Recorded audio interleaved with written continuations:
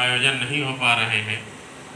और आज ये चूँकि एक अति महत्वपूर्ण विषय पर चर्चा करना आवश्यक था और आप लोगों को बताना आवश्यक था, इसलिए ये गोष्ठी एक सभा रखी गई। हमसे पूर्व के वक्ताओं ने आपको पराली जलाने के बारे में अभी बताया, इसके बाद भी चर्चा जारी रहेगी। अभी क्योंकि एक बहुत अर्जेंट मीटिंग है, इसलिए मुझे जाना पड़ रहा है, तो मैं लेकिन आपसे बात करना चाह रहा था। जहाँ तक पराली जलाने का प्रश्न है, पराली जलाने पर कितनी तरीके की पाबंदियां हो चुकी हैं, ये पिछले वर्षों में भी आपने देखा होगा। माननीय एनजीटी जो यहाँ आप देख रहे हैं, माननीय राष्ट्रीय हरित न्यायाधिकरण और माननीय उच्चतम न्यायालय ने इस पर गंभीर आपत्ति व्यक्त की है कि खेतों में पराली जलाई जाए,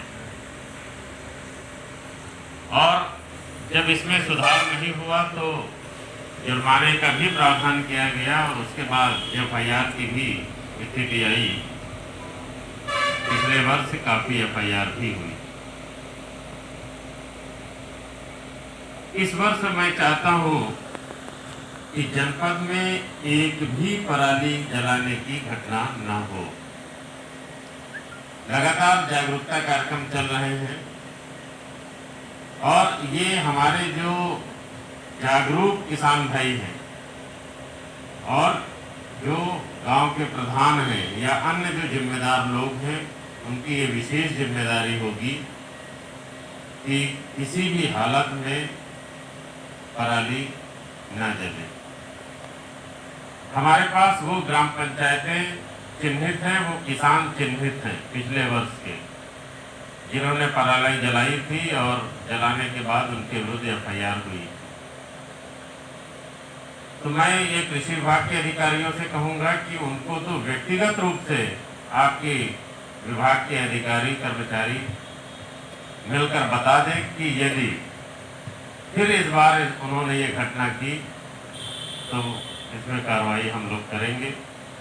जो शासन के निर्देश हैं, जो माननीय न्यायालय के निर्देश हैं, इसमें किसी प्रकार की कोई छूट अनमन्य नहीं होगी, क्योंकि माननीय उच्चतम न्यायालय इसकी मॉनिटरिंग कर रहा है।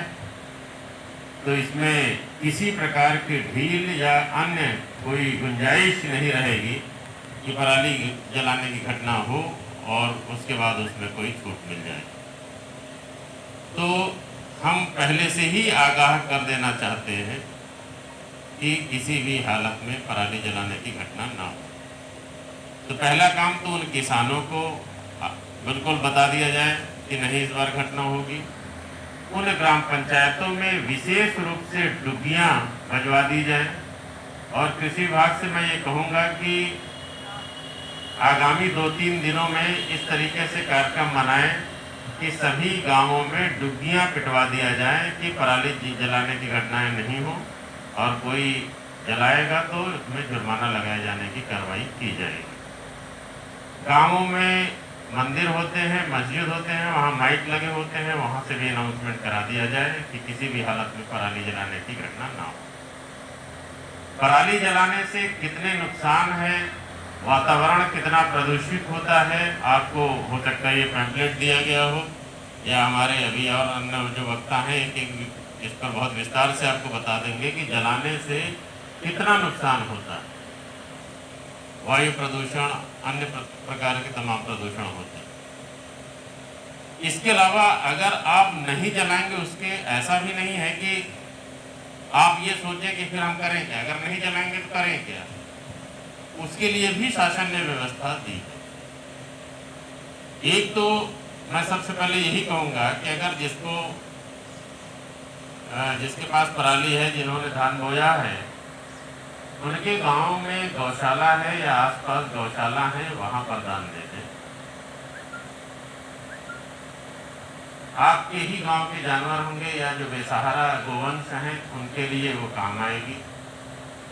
और मैं तो ऐसे ग्राम पंचायतों को और एक किसानों को पुरस्कृत भी करना चाहूँगा जिन्होंने एक सामूहिक प्रयास करके गौशालाओं में पराली दी है। इसके बाकायदा ऐसे किसानों को हम लोग सम्मानित भी करेंगे। दूसरा, इसमें जो शासन की तरफ से व्यवस्था है, सब्सिडी की व्यवस्था की गई है। अभी 5 ग्राम पंचायतें ली गई हैं जिसमें पराली का जो काटने का सिस्टम है उसको छोटे छोटे करने का सिस्टम है 5 ग्राम पंचायतों में हो चुका है। अगर अन्य कहीं कोई ग्राम पंचायत इसको करना चाहे तो हम लोग उसमें भी सहयोग प्रदान करेंगे। तो ये केवल इसको सरकारी कार्यक्रम न मानते हुए जब तक इसमें हर जन सम्मिलित नहीं होगा तब तक ये अभियान सफल नहीं हो सकता। जनपद के हर किसान को, हर नागरिक को सोचना होना चाहिए कि हमें अपने वायु को, अपनी धरती को प्रदूषित होने से बचाना। जब ये भावना आएगी, ये जन जागरूकता होगी, तब हमें किसी प्रकार की कोई कार्रवाई करने की आवश्यकता नहीं पड़ेगी और हमारा वातावरण भी शुद्ध बना रहेगा। इस समय आप वैसे भी जानते हैं कि कोरोना काल में तमाम तरीके के इन्फेक्शन चल रहे हैं जिसमें जब जिसको होता है तो उसको सांस लेने की भी तकलीफ होती है, गला खराब होता है।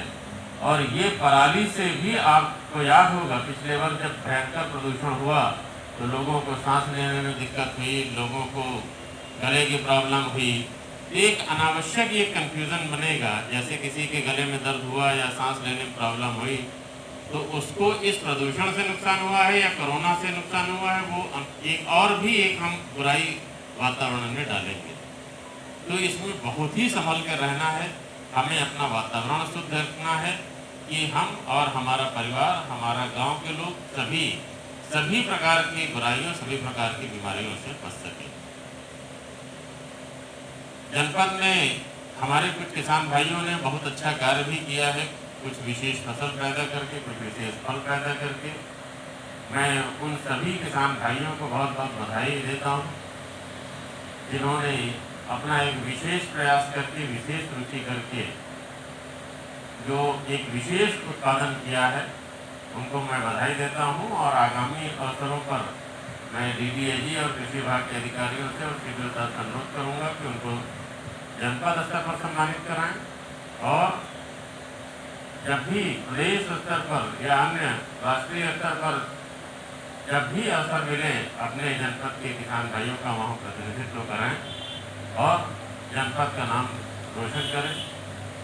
किसान भाई का नाम रोशन होगा तो उनके गांव का नाम रोशन होगा, उनके ब्लॉक का होगा, उनके तहसील का होगा और साथ में जनपद का होगा। तो मैं अपने किसान भाइयों से यह भी आह्वान करता हूँ कि इस दिशा में भी आगे आएँ और कृषि के माध्यम से अपनी प्रगति सुनिश्चित करें। मैं एक बार फिर से अंत में आप सभी से अपील करता हूँ कि किसी प्रकार की पराली जलाने की घटना इस वर्ष जनपद में नहीं होनी चाहिए और अगर हम इसको करने में कामयाब हैं तो निश्चित रूप से आपके जनपद का नाम न केवल राज्य स्तर पर बल्कि राष्ट्रीय स्तर पर आगे आएगा, जिसके लिए आप भी लोग बधाई के पात्र हैं। बहुत बहुत धन्यवाद।